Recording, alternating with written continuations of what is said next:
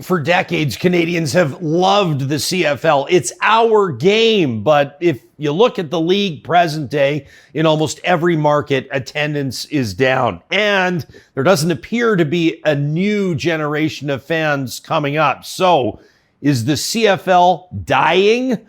Podcaster Travis Currah tells us, hell no. To say the game's not entertaining anymore, I don't know about that. Maybe if you just look inside the Edmonton bubble. But the ratings are up this year. There's been 3 overtime games in Ottawa, and I wrote it in the email. They won 2 consecutive games in overtime for the first time in CFL history. So I think entertainment is fine. The league, and I think like any other league or any other event-based business, needs to find ways to open eyes and attract itself to new customers. Defense is already really hard to play in the CFL.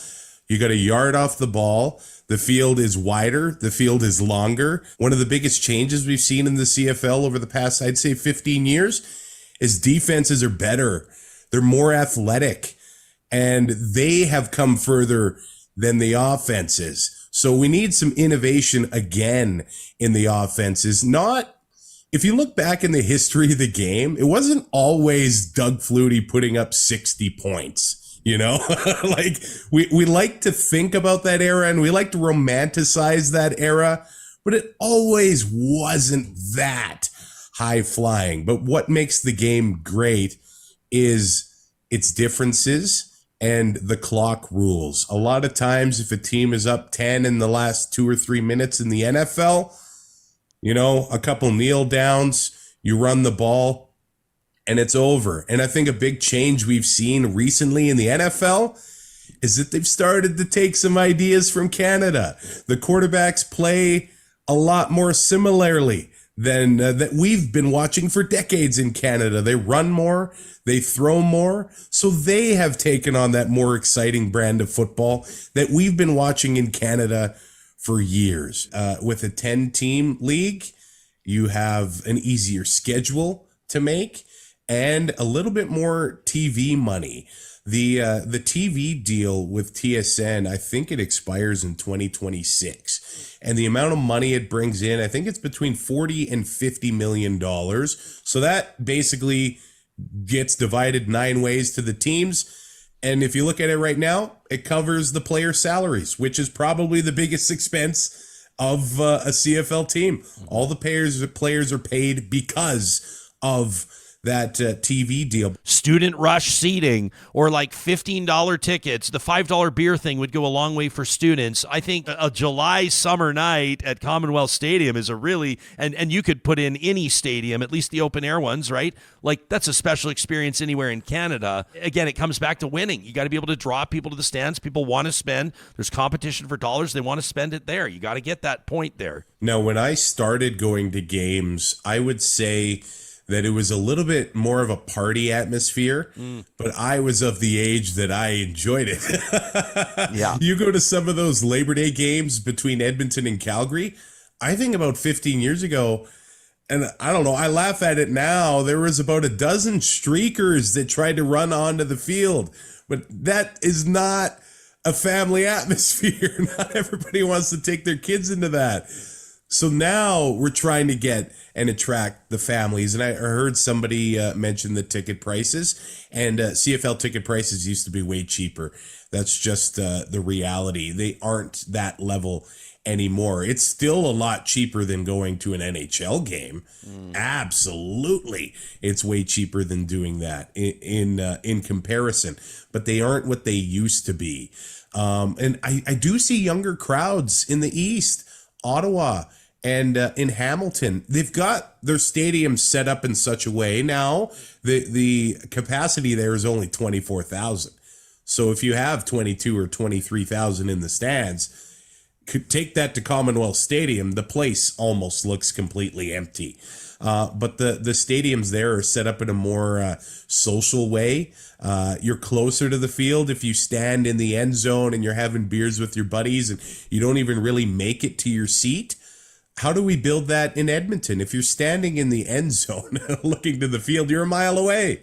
And I think you still want to be a little bit close to the action. It seems like younger crowds are able to get out in certain markets and not in other markets. Like if you look at Calgary, that stadium, man, it's old. It's 60 years old. And I do think it's kind of sad that we think of buildings like that as being old and decrepit. McMahon Stadium is a fantastic place to watch a game.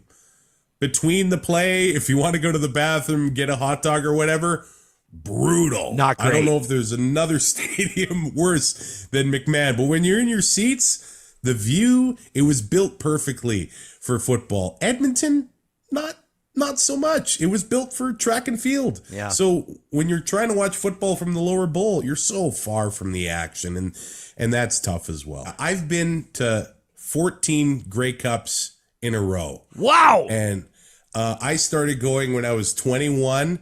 The first Grey Cup I went to was the 13th man ending in Calgary between Saskatchewan and Montreal. Saskatchewan thought they won the Grey Cup, but they had too many men on the field, had to re-kick. And the amount of friends that I've made across Canada and the amount of beautiful people I see only at the Grey Cup. There used to be a contingent of Baltimore Stallions fans still going to the Grey Cup from when Montreal was in Baltimore in the mid-90s. You could see the Baltimore Stallions logo, the only American team to win the Grey Cup, coming to, they call it the Grand National Drunk, but I don't know if they want that to be the main marketing message of the Grey Cup anymore.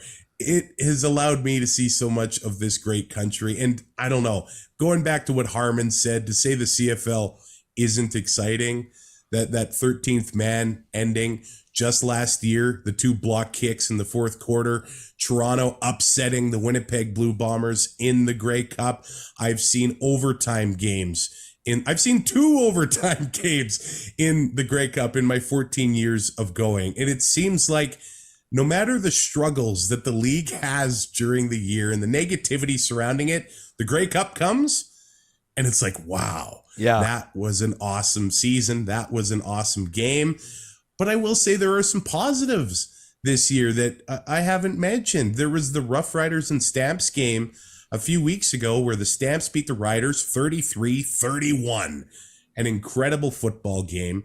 Almost 750,000 people watched that on TV in the middle of the summer on Saturday night. So they've made some changes with the schedule this year. Saturday and Sunday games are at 5. Thursday, Friday, they're at 7 o'clock or 7:30 Mountain Time, of course. So I think that consistency with the kickoff times, spreading the 4 games, 1 per day, has been a positive when it comes to television anyway. And we live in a big country. So you see people from Southern Ontario saying, Vancouver, you're starting the game at 10 o'clock for us or whatever. So the discussion, and that presents its unique challenges with the CFL, with coast to coast, time zones, travel, all sorts of stuff. But things seem to be going well in Vancouver. The president told me that so far this season, attendance is up 45%. They make every game like a mini Grey Cup. They have so many great events. Terry Fox Plaza, the $5 beers in Vancouver, BC Place, a great place to watch a football game. And things are going well in Vancouver. How do we make that happen across Canada? But look, they're successful. They're winning. They're tied for second in the West Division. They were a great, exciting team last year. I don't think that is a coincidence. If they lost 20 home games in a row, it would be tough to get people out to the park in Vancouver. And you want to talk competition, 2 hours away a few weeks ago, Taylor Swift is in Seattle. And we know the impact that those shows have been having across the states, and people are still getting out watching football in Vancouver. I think they're doing things right there, and it needs to ripple across the country. You might wind up as CFL commissioner, pal, with that pitch.